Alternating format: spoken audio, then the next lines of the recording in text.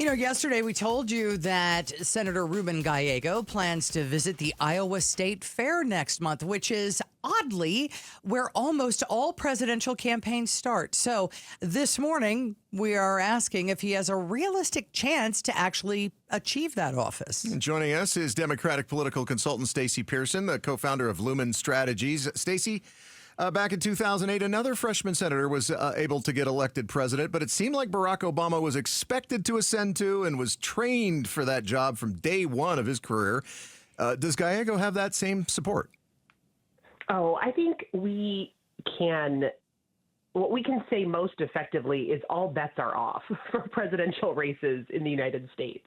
And so what Senator Gallego is doing is good for Arizona. It is good for him to be on the national stage and sounding sane, giving Democrats a sane, salient message, talking about immigration in a way that holds two thoughts at once, that yes, we can want a secure border, and yes, we can respect the role that immigrants play in our community.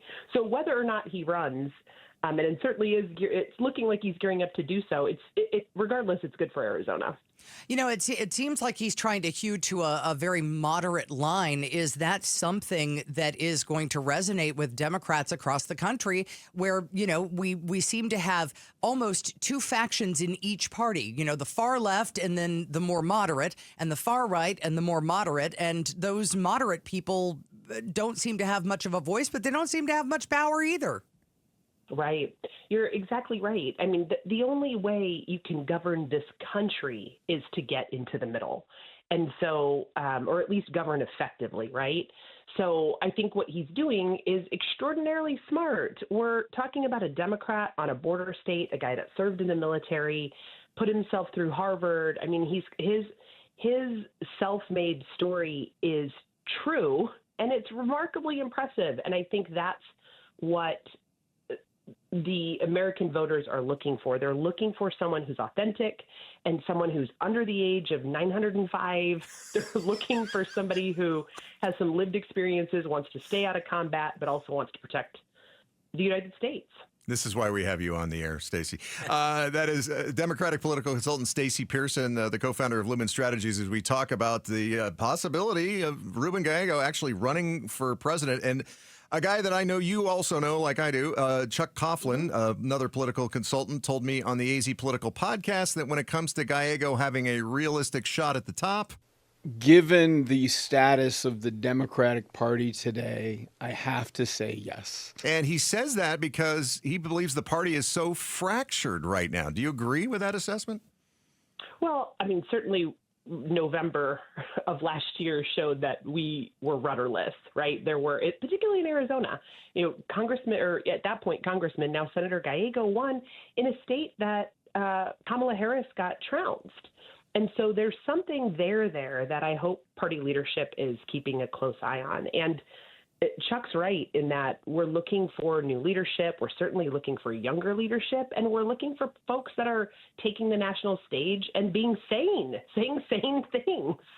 So let's talk a little bit about who may be his biggest competitor. I mean, it seems like the California governor, Gavin Newsom, has been grooming himself for president since he was, working born. Yeah, right. Since he got his teeth fixed. Does Ruben Gallego have a chance against somebody like that who has been on that national stage, who's been out there? I mean, he dukes it out with Trump on X. He doesn't care. Well, the one thing we've all known Senator Gallego a long time, and it's always a bad bet to bet against him. And one of the greatest descriptions I've heard recently of Gavin Newsom is that the guy's got a punchable face, which I think is very, very funny. So, who knows?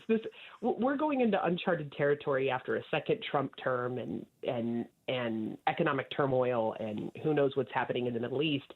And this election is about 400 years from now. So folks are going to forget about Texas floods, and they're going to forget about tariffs, ideally, and the economy ideally will calm down again. But who knows? And again, it's just always a bad bet to bet against Ruben.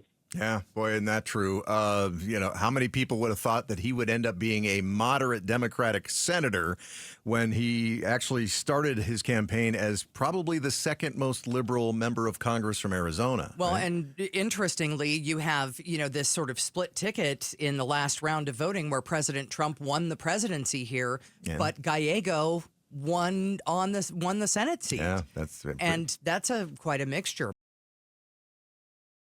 Thanks for watching Arizona's Morning News. Click to watch more from KTAR News and hit the button in the middle to subscribe.